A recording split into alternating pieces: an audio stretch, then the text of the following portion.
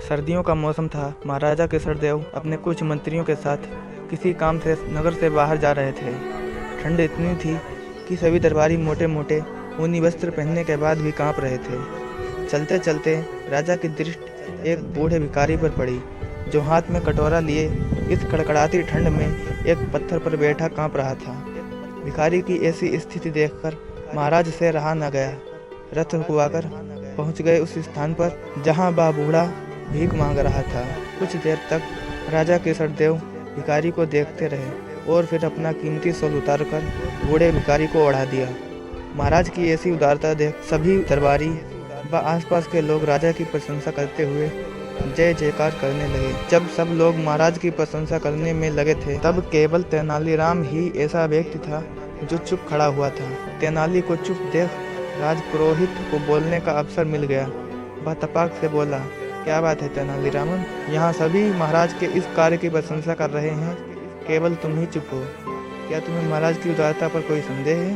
तेनालीराम फिर भी चुप रहे। अब महाराज को भी तेनालीराम की यह चुप्पी खलने लगी। वह वहीं से वापस राजमहल लौट गए। पूरे रास्ते राजपुरोहित तेनालीराम के विरुद्ध महाराज केसरदेव को भड़काता रहा। अगले दिन जब दरबार लगा तो सबसे पहले दरबार में महाराज ने तेनालीराम को संबोधित करते हुए पूछा, लगता है तुम्हें स्वयं पर अधिक घमंड हो गया है, तभी कल तुम चुपचाप खड़े थे। महाराज के पूछने पर भी तेनालीराम कुछ नहीं बोले।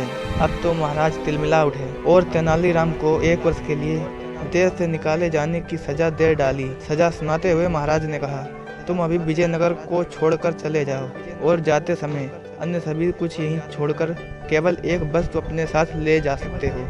बताओ तुम क्या साथ ले जाने चाहते हो? तेनालीरामन ने मुस्कुराते हुए कहा, महाराज आपका दिया दंड भी मेरे लिए पुरस्कार के समान है, लेकिन आपकी आज्ञा है तो मैं अपने साथ वह शॉल ले जाना चाहता हूँ जो कल आपने उस बूढ़े भिखारी को दिया था। तेनालीराम की बात सुनकर दरबार में उपस्थित सभी दरबारी और महाराज सन्न रह गए। भला दिया गया शॉल वापस कैसे मांगा जाए? ऐसा करना तो महाराज का अपमान जैसा होगा। अब चूंकि साल का मामला दंड से जुड़ चुका था, इसलिए महाराज ने आदेश दिया कि उस बूढ़े भिखारी को शॉल सहित दरबार में उपस्थित किया जाए। आदेश का पालन करते हुए सैनिक कुछ ही देर में बूढ़े भिखारी को दरबार में लेकर आ गए। राजा केसरदेव ने उस भिखारी से कहा, कल जो साल हमने तुम्हें दिया था वह हमें वापस कर दो, बदले में हम तुम्हें अन्य बहुमूल्य वस्त्र और शॉल दे देंगे। राजा की बात सुनकर भिखारी घबरा गया और इधर उधर बगलें झांकने लगा।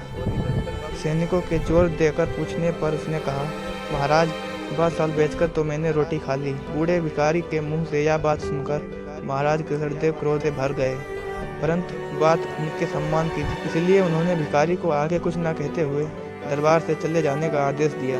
अब वे तेनालीराम की ओर देखते हुए बोले, हमें सीधे सीधे जवाब दो, कल तुम चुप क्यों थे? क्या कल तुम्हें हमारा कार्य पसंद नहीं आया? तेनालीराम हाथ जोड़ते हुए कहने लगा, क्षमा करें महाराज, आपको मेरी चुप्पी का उत्तर भिखारी से मिल गया।